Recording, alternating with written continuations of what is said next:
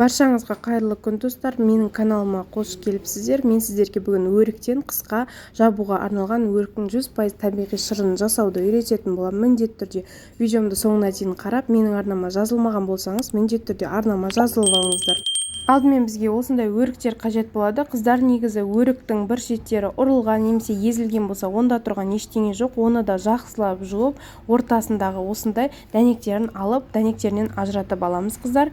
Кейіннен бұлардың барлығын дайындап болғаннан кейін, негізі блендермен өткізсеңіздер өте тез жұмыс істейсіздер сіздер. Ал менде блендер болмағандықтан ет тартқыштан өткіздім.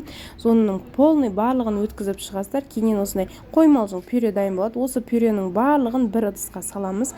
Кейіннен дәл осы тостақтағымен, дәл осы тостақта 2 есе өріктен тура 2 есе етіп су құясыздар. Мысалы үшін тостақпен жарты тостақ шықса, жарты тостақ қылып 2 рет, яғни 2 есе су құятын боламыз өрікке.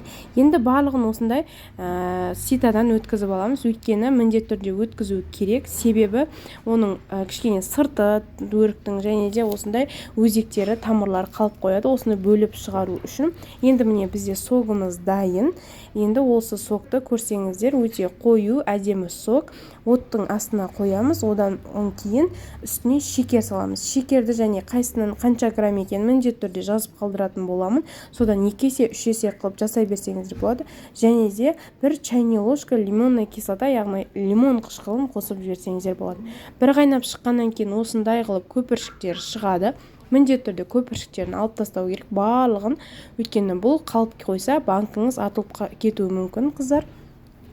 Осы бір қайнағаннан кейін жай отта жай қайнатып, сіздер 40 минуттай қайнатасыздар. Өйткені өріктеріңіз пісу керек, қыздар. Ішіндегі шырын пісу керек. Енді бұл уақытта банкыны парттап қойсаңыздар болады. Осылай партталған банкіге 40 минуттан кейін сразу ыстық күйінше құйып, және де бетіндегі крышкасында парттап жауып ала беретін боласыздар, қыздар. Бетін жауып, осындай арнайы закрывашкамен жауып аласыздар да, ауа қалмаған тексеріп, бетін жауып 1 түнге қойып қоясыздар. 1 түннен кейін алып кладовкаға тасып қойсаңыздар болады. Міндетті түрде жасап көріңіздер, қыздар.